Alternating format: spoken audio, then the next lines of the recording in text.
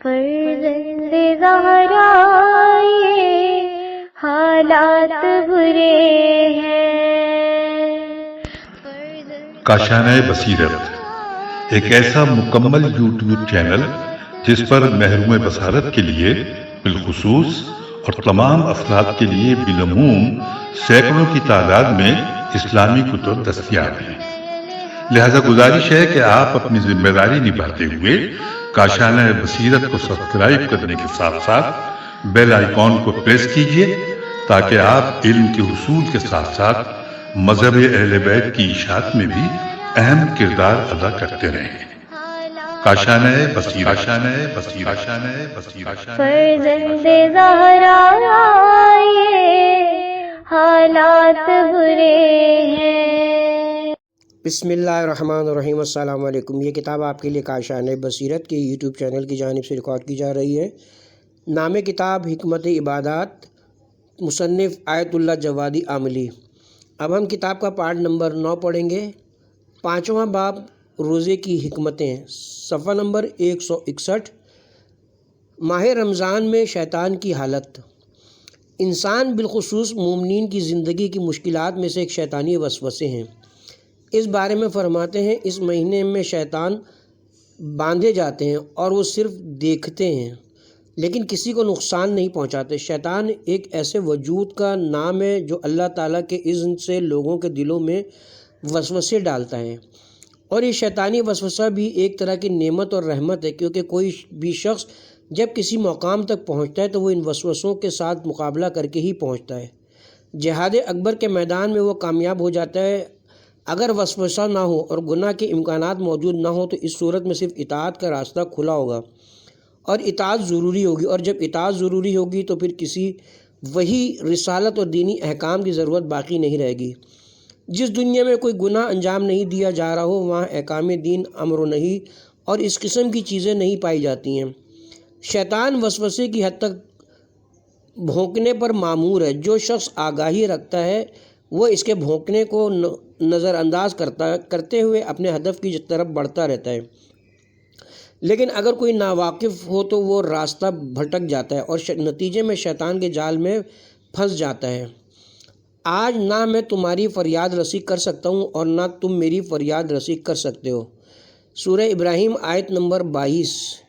اور میرا تم پر کوئی زور نہیں چلتا تھا، یہ کہ میں نے تمہیں صرف دعوت دی اور تم نے میرا کہنا مان لیا۔ اللہ نے تمہارے ساتھ حق کا وعدہ کیا تھا اور میں نے فریب کا۔ سورہ ابراہیم آیت نمبر 22۔ تم نے حق کے وعدے کو قبول نہیں کیا بلکہ میرے فریب کے وعدے کو قبول کیا، پس میرا تم پر کوئی زور نہیں چلتا تھا۔ اگر کوئی شخص عمدن وعدہ الہی کو نظر انداز کرتے ہوئے شیطان کے جھوٹے وعدے کے پیچھے چلا جائے تو اللہ تعالیٰ بھی اسے مہلت عطا کرتا ہے۔ اگر وہ اس مہلت سے فائدہ نہ اٹھائے تو اس کے بعد شیطان کو اس پر مسلط کر دیتا ہے۔ لہٰذا یہ طور عنوان فرمایا، ہم نے کفار پر شیاطین کو مسلط کر دیا ہے تاکہ انہیں سخت سزا دی جا سکے۔ کیا آپ نے نہیں دیکھا کہ ہم نے شیاطین کو کفار پر مسلط کر رکھا ہے جو انہیں اکساتے رہتے ہیں؟ سورہ مریم آیت نمبر 83۔ اور انہیں ابدی سعادت سے محروم کر سکیں۔ ایک اور مقام پر فرماتے ہیں جو مومن نہیں ہیں وہ شیطان کی ولایت کے ماتحت ہیں۔ سورہ اعراف آیت نمبر 27۔ اللہ تعالیٰ نے شیطان کو کلب معلم تربیت شدہ کتے کی طرح ان پر مسلط کیا ہے۔ یہ تربیت شدہ کتا بھی ماہ رمضان میں باندھا جاتا ہے۔ کوئی ایسا کام نہ کریں کہ وہ کھل جائے۔ وہ دوری سے نگرانی کرتا ہے، ایسا نہ ہو کہ تم اپنے ہی ہاتھوں سے اس کی زنجیر کھول دو کہ اللہ تعالیٰ اسے تم پر مسلط کر دے۔ یہاں پر ایک سوال پیدا ہوتا ہے، وہ یہ کہ اگر فرشتے گناہ نہیں کرتے تو پھر شیطان نے کس طرح گناہ کیا؟ جواب یہ کہ شیطان جنات میں سے تھا اور وہ فرشتوں کے ساتھ رہتا۔ وہ خود فرشتہ نہیں تھا، جیسے کہ قرآن مجید میں شیطان کے بارے میں ارشاد اقدس الہی ہے۔ شیطان نے خود اللہ تعالیٰ سے کہا تم نے مجھے آگ سے خلق کیا، اور خدا نے بھی اسے نہیں جھٹلایا، اور جنات آگ سے پیدا کیے گئے ہیں۔ اس بات کی تائید قرآن مجید بھی کرتا ہے۔ سورہ کہف آیت نمبر 50۔ فرشتہ بھی نافرمانی اور گناہ نہیں کرتا، جبکہ فرشتہ کبھی نافرمانی اور گناہ نہیں کرتا، جبکہ جن کبھی اطاعت کرتا ہے اور کبھی گناہ کرتا ہے۔ لہٰذا فرماتا ہے خدا سے دعا مانگی کہ وہ تم پر شیاطین کو مسلط نہ کرے۔ سورہ نجم آیت نمبر 23۔ اور جب تم ماں کے پیٹ میں جنین کی منزل میں تھے، اگر خدا ہم پر شیاطین مسلط کرنا چاہے تو وہ ہمارے اندرونی ابزار اور نفسانی خواہشات کے مطابق مسلط کرے گا۔ ہماری نفسانی خواہشات کو شیطان کے ہاتھ کا آلہ بناتا ہے۔ تقویٰ اور پرہیزگاری۔ جب رسول اکرم صلی اللہ علیہ وسلم کی گفتگو یہاں تک پہنچی تو امیر المومنین علیہ السلام نے جس نے ان تمام معارف کو پیغمبر اکرم صلی اللہ علیہ وسلم سے سن رکھا تھا، فرمایا میں لوگوں کے درمیان کھڑا ہوا اور رسول اکرم صلی اللہ علیہ وسلم سے پوچھا کہ کیا اس مہینے کے بہترین اعمال کون سے ہیں؟ فرمایا اے ابو الحسن، اس مہینے میں بہترین عمل محرمات الہی سے پرہیز کرنا ہے، یعنی اللہ تعالیٰ نے جن چیزوں کو حرام قرار دیا ان سے اجتناب کیا جائے۔ تقویٰ اور پرہیزگاری کے بھی کئی درجے ہیں۔ سب سے نچلا درجہ اہل توبہ کی پارسائی ہے کہ انسان معصیت الہی سے پرہیز کرتے ہوئے توبہ کرتا ہے اور اطاعت بجا لاتا ہے۔ اس سے اونچا درجہ اہل صلاح کی پارسائی ہے کہ جو مشتبہ چیزوں سے بھی پرہیز کرتے ہیں، جیسا کہ رسول اکرم صلی اللہ علیہ وسلم فرماتے ہیں جو چیز یا کام مشتبہ ہو، یعنی اس کا حلال ہونا واضح نہ ہو، اسے ترک کر دیں۔ مشتبہ کھانا اور مشتبہ باتیں اگرچہ حلال ہیں، لیکن چونکہ ان کی علت مشکوک ہے، انہیں ترک کریں، یہ صالحین کی پارسائی ہے۔ اس سے اونچا درجہ اہل تقویٰ کی پارسائی کا ہے کہ وہ نہ صرف محرمات اور مشتبہات سے پرہیز کرتے ہیں بلکہ ان حلال چیزوں سے بھی جو انسان کو مشتبہ چیزوں کی طرف لے جاتے ہیں پرہیز کرتے ہیں۔ کبھی کبھار انسان لوگوں کے بارے میں بات کر رہا ہوتا ہے، لیکن ممکن ہے کہ آہستہ آہستہ گفتگو کا سلسلہ ایک ایسی جگہ پر ختم ہو جائے کہ جس سے کسی کی حد تک عزت یا کسی مومن کی غیبت کا احتمال پیدا ہوتا ہے۔ ایسے گفتگو کو ترک کرنا ضروری ہے، یا مالی مسائل میں ممکن ہے کہ آہستہ آہستہ مشتبہ مال سے آلودہ ہو رہا ہو تو اسے چھوڑ دینا چاہیے۔ اسی طرح ہر وہ حلال مال جس میں شبہ کا پہلو پایا جاتا ہو اسے بھی چھوڑ دیں۔ یہ اہل تقویٰ کی پارسائی ہے۔ اس سے اونچا درجہ صدیقین کی پارسائی کا ہے جو خدا کے سوا ہر چیز سے پاک ہیں، یعنی وہ حق کے علاوہ ہر چیز سے پرہیز کرتے ہیں۔ اگر کوئی دل خدا کے علاوہ کسی کو قبول نہ کرے تو وہ صد یقین کا دل کہلاتا ہے۔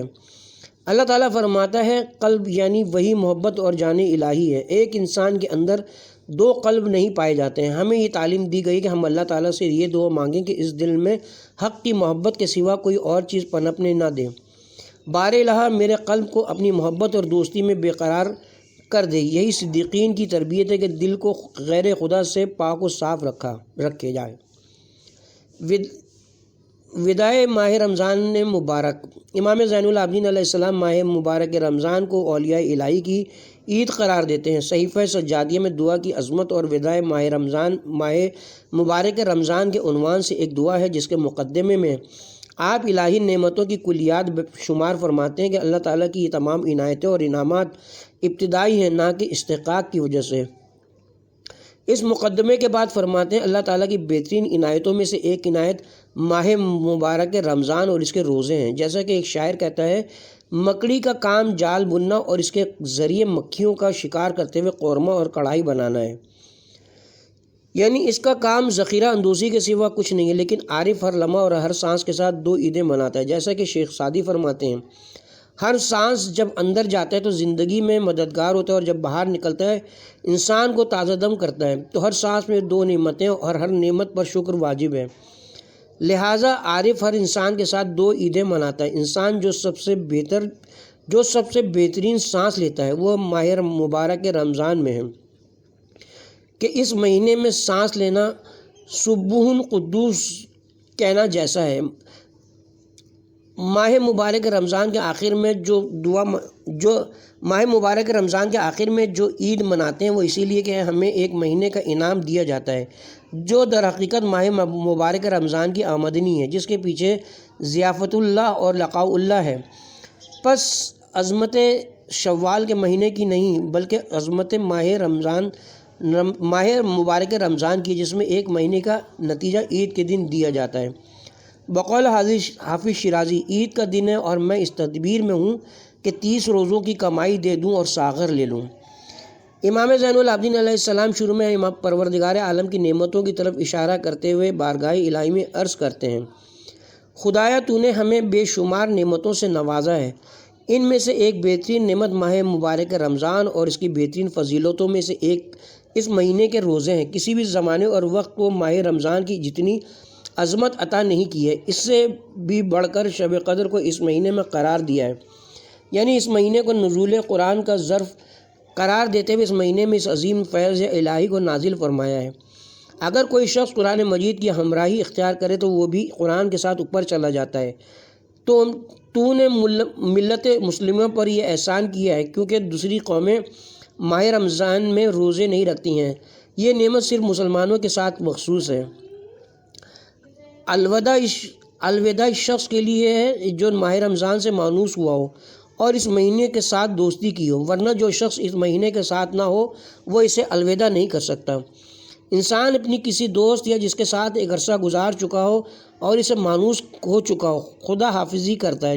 جس شخص کو یہ معلوم ہی نہ ہو کہ ماہ رمضان کب آیا، کب ختم ہوا، کیوں آیا اور کیوں ختم ہوا، وہ اسے الوداع کر سکتا ہے۔ امام زین العابدین علیہ السلام ماہ مبارک رمضان کے آخر میں سوز و گداز کے ساتھ اس دعا کو پڑھتے تھے اور فرماتے تھے، ماہ رمضان ہمارے درمیان تھا تو یہ حمد و ثنا کا مقام تھا، کیونکہ وہ اپنے ساتھ رحمت لے کر آیا تھا، وہ ہمارا ایک اچھا دوست تھا، ہم اس کی ہمراہی اور صحبت میں رہتے ہوئے فضائل اور نعمتوں سے ہمکنار ہوئے۔ وہ ایسا دوست تھا جو اپنے ساتھ رحمت، مغفرت اور برکت لے آیا تھا۔ پیغمبر اکرم صلی اللہ علیہ وآلہ وسلم بھی خطبہ شعبانیہ میں فرماتے ہیں، یہ مہینہ برکت، رحمت اور گناہوں سے مغفرت لے کر آتا ہے۔ جو بھی شخص اس مہینے سے دوستی کرے گا وہ اس کی برکتوں اور رحمتوں سے لطف اندوز ہوتے ہوئے اپنے گناہوں کی مغفرت کرا سکتا ہے۔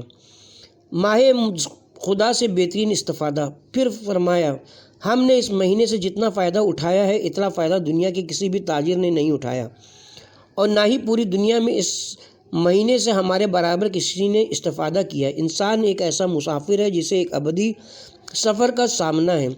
اس ابدی سفر کے لیے زاد راہ کو ان چند دنوں میں جمع کرنا ہے۔ اس مہینے آسمان کے دروازے مومنین کے لیے کھول دیے جاتے ہیں۔ مومنین پوری عظمت کے ساتھ دنیا کے باطن تک رسائی حاصل کرتا ہے، اور مومن پوری عظمت کے ساتھ دنیا کے باطن تک رسائی حاصل کرتا ہے، اور اگر رمضان المبارک کا مہینہ بہترین موقع ہے تو پس بہترین فائدہ ماہ رمضان کے اہل کے لیے ہے۔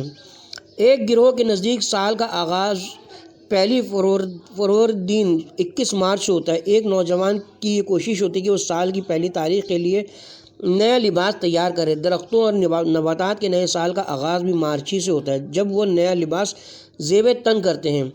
کھیتی باڑی کرنے والوں کا نیا سال موسم خزاں سے شروع ہوتا ہے، جب وہ اپنی آمد و رفت کا حساب کتاب کرتے ہیں۔ اسی طرح تاجر، صنعت کار اور دیگر شعبوں سے وابستہ لوگ سال کے کسی نہ کسی مہینے کو سال کا پہلا مہینے کے عنوان سے معین کرتے ہیں۔ مرحوم سید ابن طاؤس فرماتے ہیں، صاحبان سیر و سلوک کے نزدیک سال کا پہلا مہینہ رمضان المبارک ہے۔ وہ ماہ رمضان سے آئندہ آنے والے ماہ رمضان تک کا حساب و کتاب کا جائزہ لیتے ہیں اور دیکھتے ہیں کہ وہ پچھلے ماہ رمضان میں کس مقام پر تھے اور اس سال کہاں پر ہیں، وہ کہاں تک مطالب کو سمجھ گئے اور کون سے مسائل کا حل تلاش کیا ہے، گناہوں اور برائیوں سے نمٹنے کی کتنی صلاحیت اپنے اندر پیدا کر لی ہے، اور کس حد تک وہ دشمن کے سامنے ڈٹ سکتا ہے۔ سالکان اللہ کے نزدیک ماہ مبارک رمضان احتساب کا مہینہ ہے۔ اس لیے امام زین العابدین علیہ السلام فرماتے ہیں، اس مہینے سے ہم نے جتنا استفادہ کیا ہے کسی نے بھی نہیں کیا۔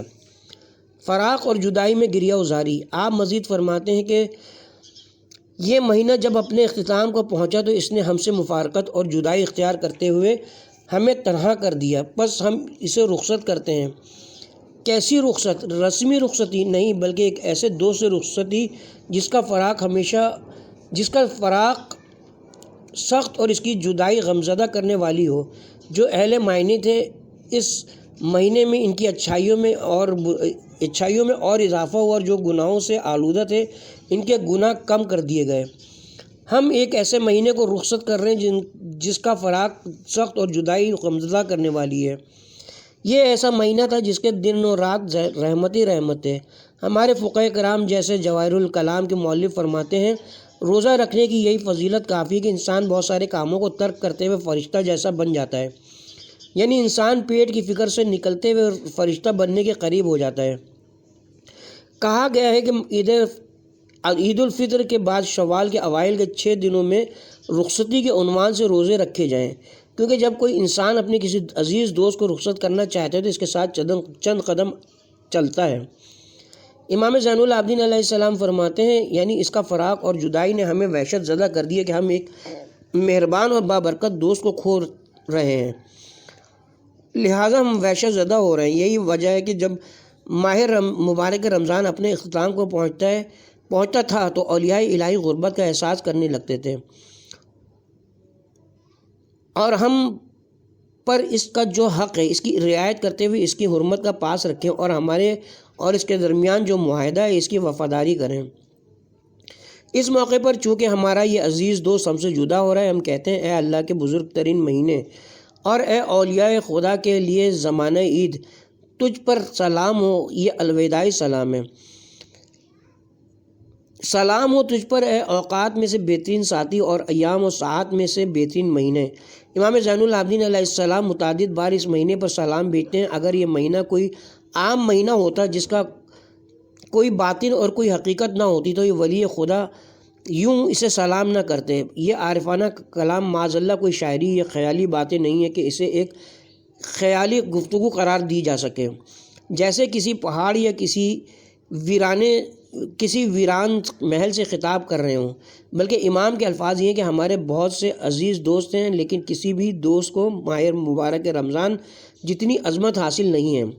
یہ ایک ایسا مہینہ ہے کہ نہ تو کسی مہینے کے دن اس کے دنوں جیسے ہیں اور نہ ہی کسی مہینے کی راتیں اس کی راتوں جیسی ہیں۔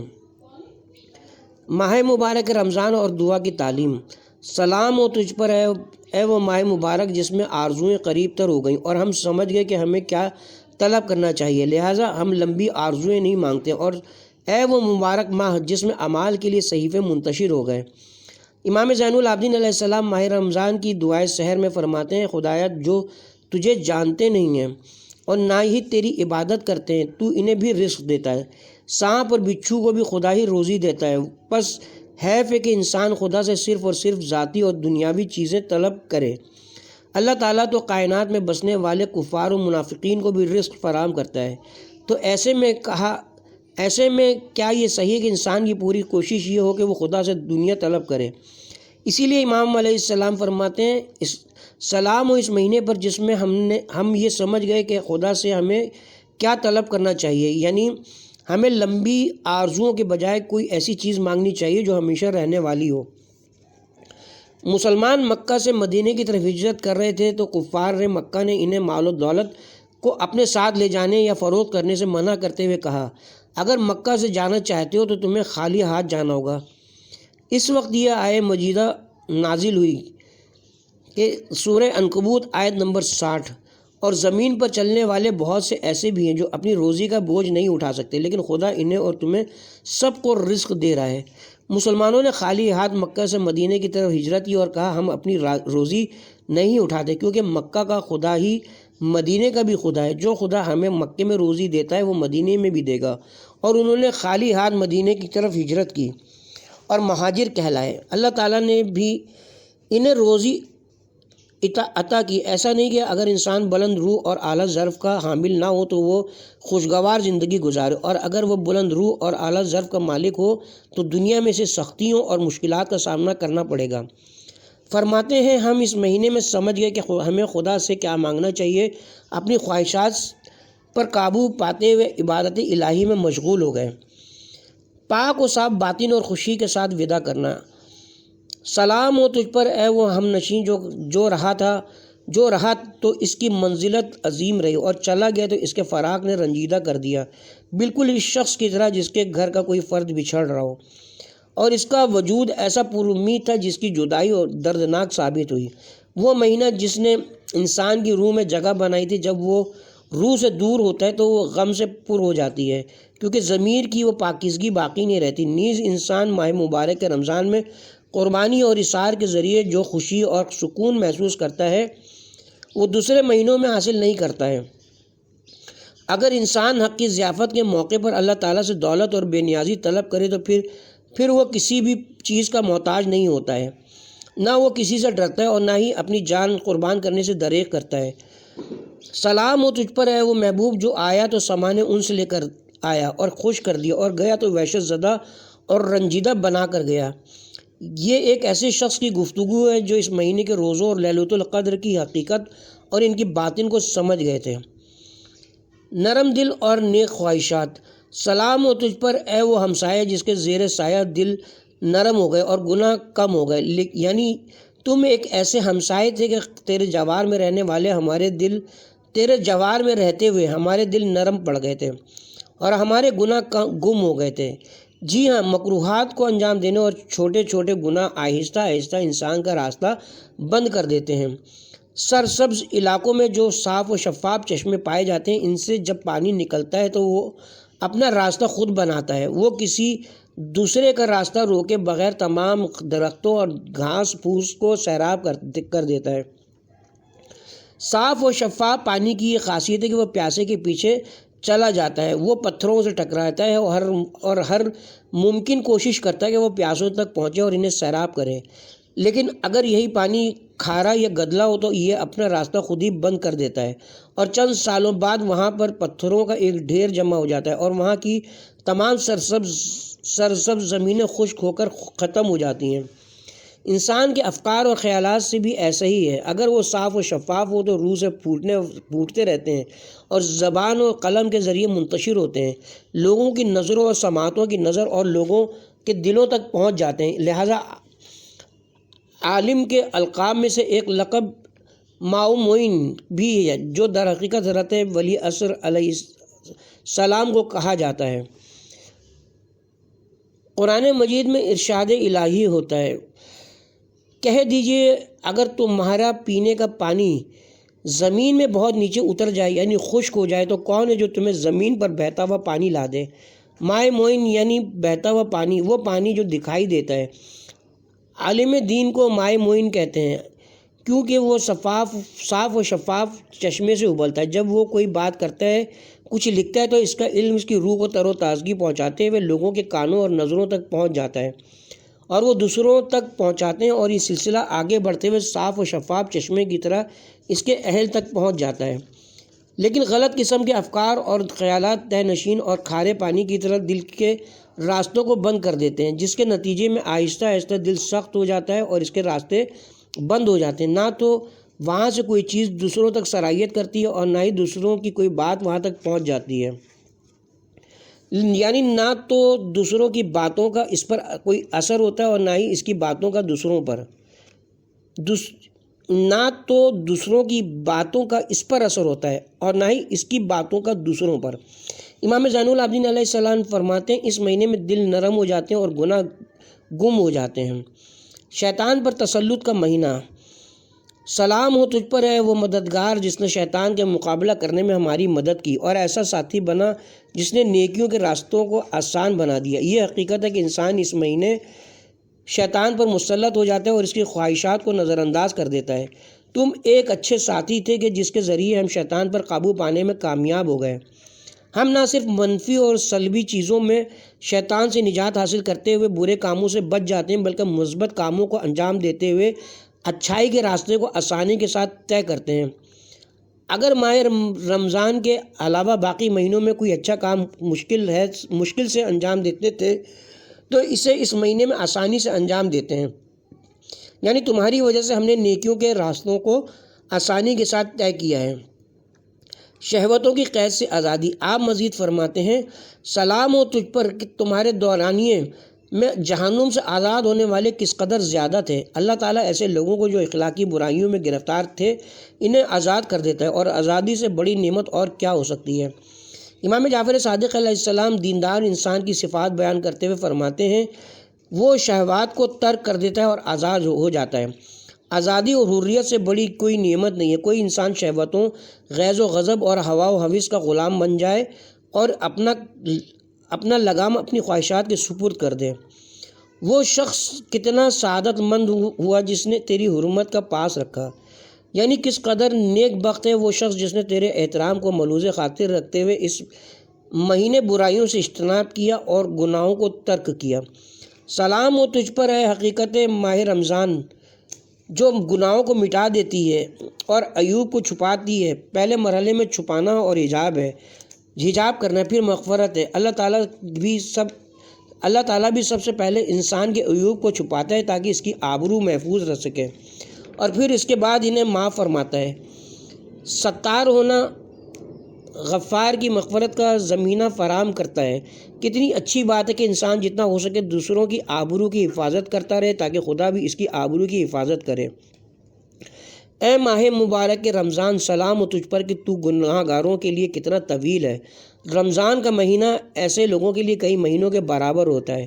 اور اے ماہ مبارک کے رمضان، تیری ہیبت صاحبان ایمان کے دلوں میں کس قدر زیادہ تھی دوسرے مہینوں سے مقابلہ۔ آپ فرماتے ہیں سلام ہو تجھ پر اے وہ مہینے جس کا مقابلہ دوسرے زمانے نہیں کر سکتے۔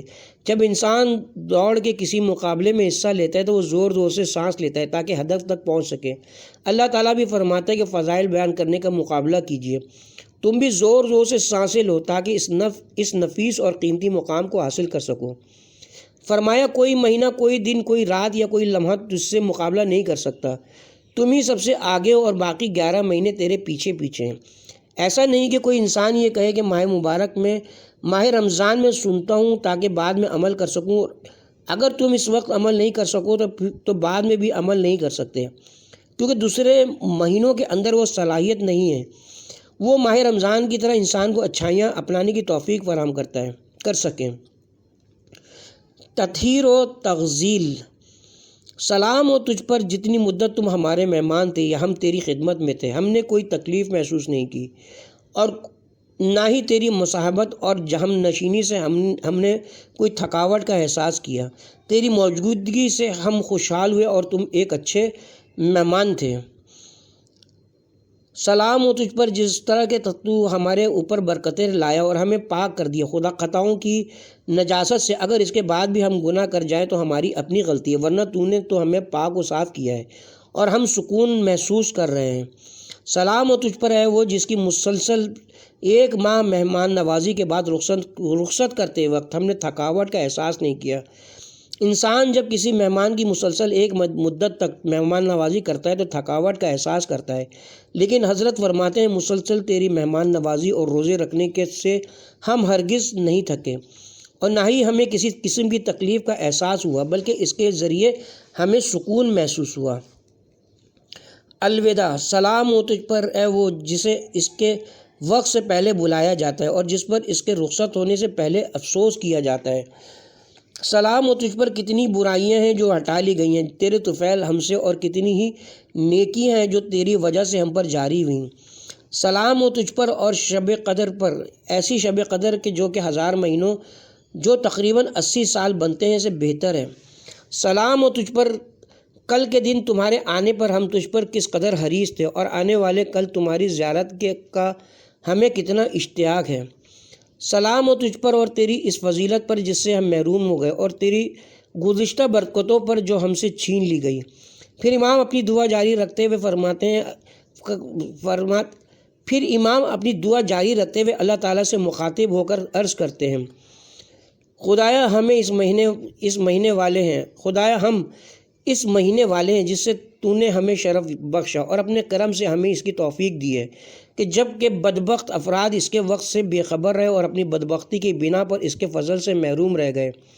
در حقیقت تو ہی اس معرفت کا مالک و مختار ہے جو تو نے اس کے سلسلے میں ہمیں عنایت فرمائی ہے اور اس کی سنت کی ہدایت دی ہے، اور ہم نے تیری توفیق ہی سے اس کے روزے اور نماز کا بیڑا اٹھایا ہے، اگرچہ اس میں کوتاہیاں بھی ہوئی ہیں اور ہم بہت سے حقوق سے صرف چند ایک